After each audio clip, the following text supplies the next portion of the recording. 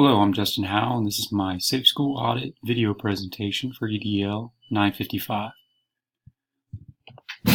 First of all, let's talk a little bit about my district, give a little bit of demographics about it. I teach in the Shawnee Mission School District in Kansas City, USD 512. We're located in northeast Johnson County, bordered by the DeSoto, Olathe, and Blue Valley school districts to the south.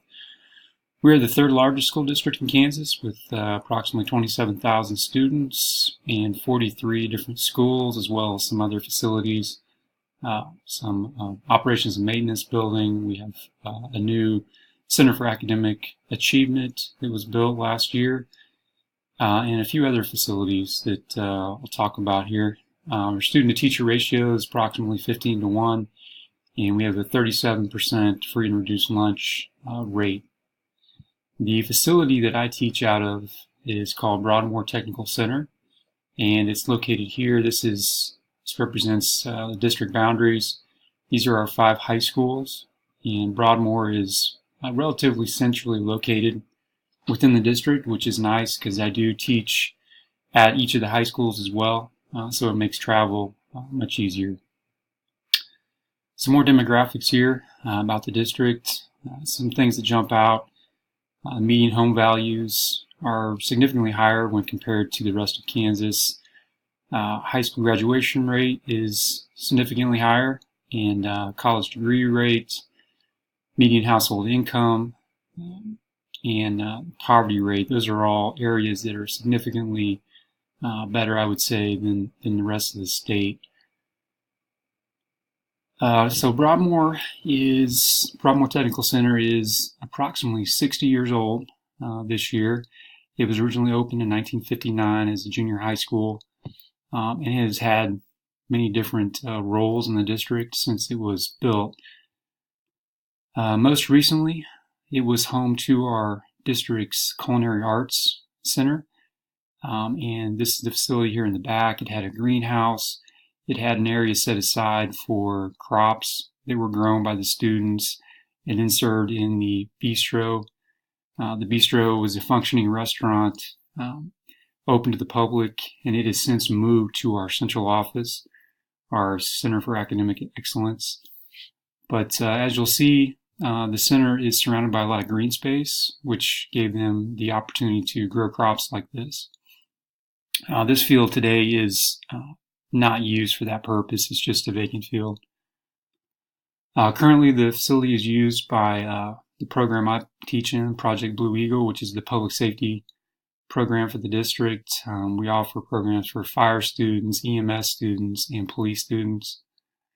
There is also the district's food service office is in our building, which includes their director, who serves as the building administrator, as far as operations and maintenance go, not for students. It is located at the front entrance of the building. They control access. They buzz people in and control that front door center. Our summer programs office is also in the building, and that is just an office with 2 people that work there. And then the district police department office is also in this building. It's staffed usually by 1 person.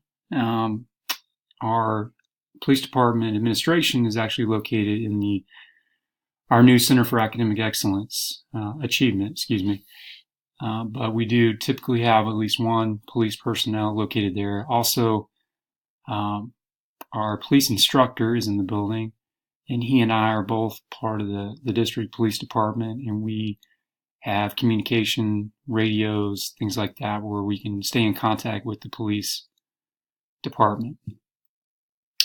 All right, so we'll start with the exterior. This is an exterior look at the Broadmoor. It is located on 87th Street here in Overland Park. Clear signage in the front, fairly well kept in the front, no overgrowth of bushes or anything like that, so it's pretty clear what the facility is. Traffic is in and out of the facility, which I'll talk about here in a second, is clearly marked. One thing that jumped out at me is that the hydrant is located across 87th Street, which can be an issue if there were an emergency. The fire department would have to shut down 87th Street. They don't like people driving over their hoses. So that is one thing, not a major concern, but I know in most new school construction, hydrants are located on property, so that wouldn't be an issue. So that's one thing that jumped out. An aerial view here kind of gives you an idea of traffic flow. So here's 87th Street, here's Broadmoor. It's clearly marked from the street. There's one way in, one exit out. So buses and the general public would come in here. We have some handicap parking along the front, visitor parking, staff parking up here. And then the buses, for instance, will come along here, and they do drop and pick up students along the front here. Students that are part of the Blue Eagle program that drive themselves park here in the back parking lot and walk around the facility and enter through this door here to go to the classrooms located in the basement of the facility. We do have 2 exterior cameras in the back, here and here, which are marked over here by these pictures as well. So we have good video coverage of the parking lot that the students are in. Students park here, then they walk along the back and enter through these doors. This is just another shot of the student parking lot here. You can see our program vehicles. Excuse me. We do have an ambulance, part of the Blue Eagle program, and 2 police units that we use for instruction. And those are parked permanently in the lot, and that lot is open to the public, which is a slight concern as far as vandalism and things.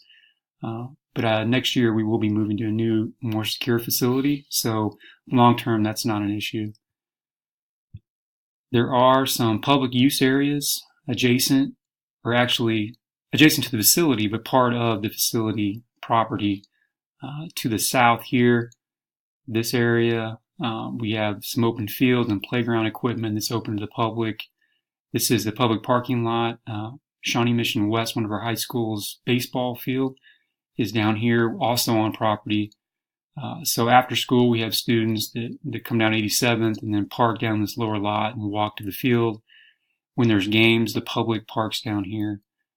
So that is a potential issue, but not a major one at this point. It is clearly marked no public use during school hours. But there have been one instance I'm aware of where the public walked into a training exercise the police students were doing. Again, nothing happened, nothing major, but that is something to consider. Another exterior shot here is the front door. All of our doors have these key card entrances that are required, so you can, if you have an ID, you can buzz yourself in. But we do have a secretary up here who's with the district foods department, and she does buzz people in and out, visitors, through that door. Here you can see clearly marked arrows for traffic. So buses and visitors will come in this route and then go along here. Buses drop and pick up students from this covered area, which is kind of unique. You don't see that now in new construction, but this is all covered from the dropping point to one of the main doors to the front of the facility. You can see here a little cosmetic touch-up could be used to fix that. Looks like some peeling paint. Another exterior shot, our loading dock here, which really isn't used anymore. The cafeteria was through these doors, but it's currently not in use. No major security issues there, anything like that. All right, so moving inside, we do have a multi-purpose room that's very rarely used at this point. We are going to have a public safety recognition ceremony here in the next few weeks. No major issues there to speak of.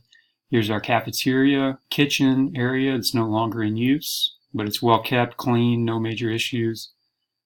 We have an elevator that's not used and a chairlift here at the stairways that goes from the main floor down to the basement.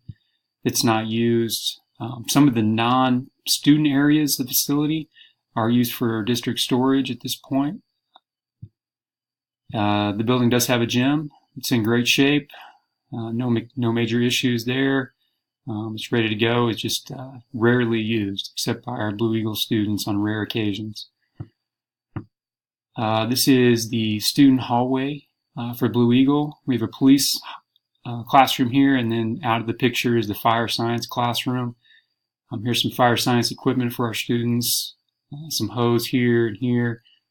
They store their bunker gear for the fire students in hallway lockers along this area. This is the mechanical area of the building. You can see it's very well kept, clean, no mechanical issues. Even though the building is not used by many students, it is still very well kept. You can see the chemicals are all well organized. Nothing sitting on the floor. So that's a positive. The results of my survey, some of the main points here: the building and equipment is in good working order. There are some interior finish elements that are dated. It shows some wear, just typical of a building that's 60 years old. Some minor maintenance issues, such as maybe some stains on some of the floor tiles, some carpet could possibly be replaced if it were going to be used full-time by students. Everything is in good mechanical working order, so no issues there. Exterior, there potentially could be some issues with public access if the building were put back into full-time service. Currently, our Blue Eagle students are just there a few hours a day, so it's not a major issue. I talked about the fire hydrant being across the street. That's not something that will cause the fire department many significant issues, but it's just something to consider if there were a fire issue. Potential high traffic during baseball games. If a game were held during school hours and the building was still in use, that traffic flow back there could be an issue to deal with. As far as procedures go, how that's handled, I spoke with the district operations and maintenance director, and he kind of filled me in on the process. And if there's a significant issue, and they classify that as an HVAC issue, electrical problems, plumbing, any kind of lock or security issue, floor tile, carpet needs repair, paint on the exterior needs attention. Someone from the building, their secretary, or someone from the building operations, i.e. a janitor, or district administrator would call operations and maintenance first.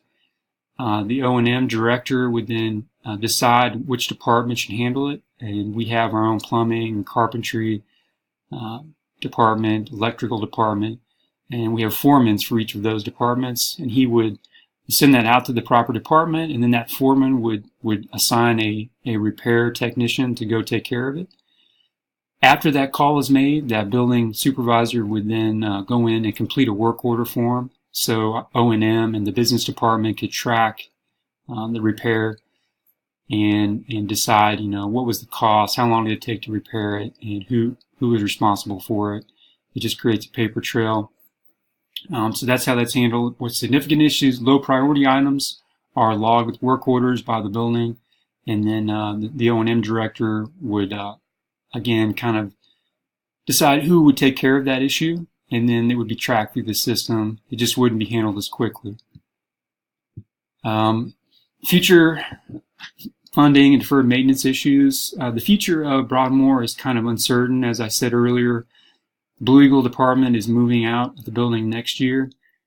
Several of our programs are moving to our CAA building, or Center for Academic Achievement here. So I spoke to our building administrator, the food service administrator, and she was not sure either about the future of the facility.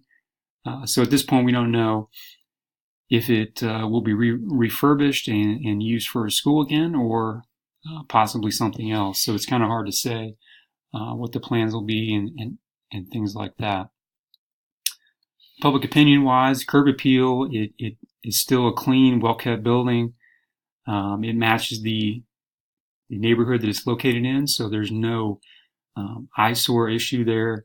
No major safety concerns. It has, cameras positioned all around the exterior. The interior is safe and in good working order. There would be some cost if it were to be repurposed for a school again. You know, they have to come in and do some